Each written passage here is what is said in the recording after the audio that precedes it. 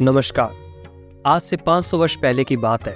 श्री वृंदावन में यमुना तट पर श्री हरिदास जी महाराज अपने शिष्यों के साथ निवास करते थे। उस पुण्य भूमि की शोभा विचित्र थी। महात्मा हरिदास जी को अलौकिक प्रेम प्राप्त था। हृदय में केवल ईश्वर को प्राप्त करने की इच्छा प्रबल थी। उठते बैठते, जागते सोते वे भगवान के विरह में प्रेमाक्षरूप बहाया करते थे। उनके विरह ने बढ़ते बढ़ते विशाल रूप धारण कर लिया था। रात्रि में जागरण करके भगवत दर्शनों की प्रतीक्षा करते हुए वे भगवान से प्रार्थना किया करते थे। उनके हृदय में विरह और दीनता का मानो सागर ही उमड़ पड़ा। दीन वत्सल, प्रेम सिंधु, करुणा निधान भगवान भी भक्त का विरह नहीं सह सके और तत्क्षण प्रकट हो गए। महात्मा जी अपने नेत्रों से उनका दर्शन करने लगे। मनोहर मुस्कान युक्त मुखारविंद पर घुंघराले केश छिटक रहे थे। मणियों से मंडित मुकुट दिव्य वर्ण के पुष्पों से सुशोभित था। कानों में कुंडल जलमिला रहे थे। नेत्रों में मनोहारिणी चितवन थी। पीतांबर श्यामल सुकुमार अंगों पर झलक रहा था। वनमाला चरणों तक लटक रही थी। महात्मा जी इस रूप माधुरी में निमग्न हो गए। भगवान ने चेत कराया, अपना कर कमल मस्तक पर फेर दिया। महात्मा जी ने चरणों पर मस्तक रख दिया। भगवान अमृतमयी वाणी में बोले, तुम जगन्नाथपुरी जाओ। इस वर्ष आषाढ़ में विग्रह परिवर्तन होगा। पहला विग्रह तुम ले आओ और इसी स्थल पर वृंदावन में स्थापित करो। मैं सब प्रकार से तुम्हारी रक्षा करूंगा। आज्ञा देकर भगवान अंतर्ध्यान हो गए। महात्मा जी वियोग में व्याकुल होकर छटपटाने लगे।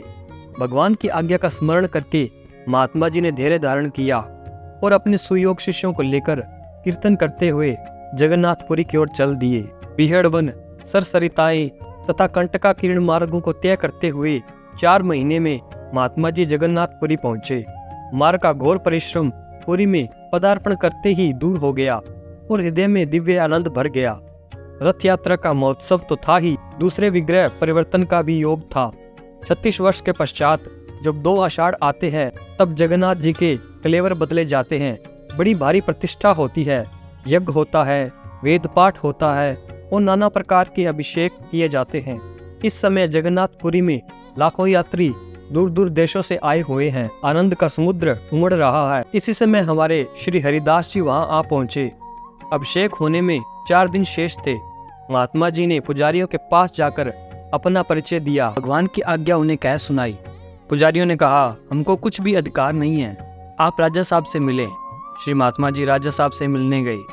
राजा साहब ने महात्मा जी का तेजोमय मुखमंडल देखकर उन्हें उठकर साष्टांग प्रणाम किया और प्रसन्न मन से परिचय पूछकर आने का कारण पूछा।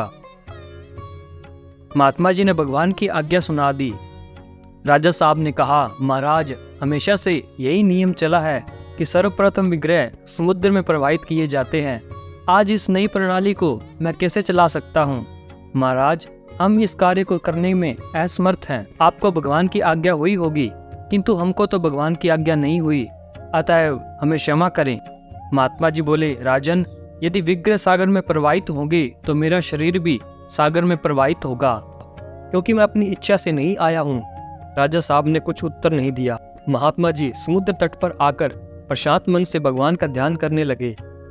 अंजल त्याग कर एकाग्र चित्त से उसी भुवन मोहन रूप का स्मरण करने लगे जिस रूप का वे प्रथम दर्शन कर चुके थे। अर्धरात्रि का समय है। राजा अपने महल में शयन कर रहे हैं। उन्होंने देखा श्री जगन्नाथ जी प्रकट हुए हैं। उनके मुखारविंद पर कुछ क्रोध झलक रहा है। मेघ के समान गंभीर वाणी से बोले, वे साधु मेरी आज्ञा से ही आए हैं।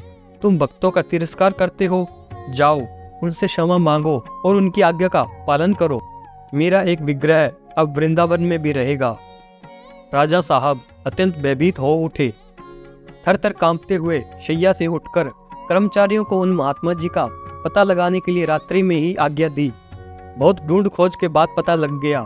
राजा साहब समुद्र तट पर उसी समय जाकर महात्मा जी के चरणों पर गिर पड़े और बारंबार क्षमा याचना करने लगे। अभिषेक के बाद राजा साहब ने एक विशाल रथ में श्री जगन्नाथ जी, श्री बलदाऊ, श्री सुभद्रा जी को विराजमान कराया।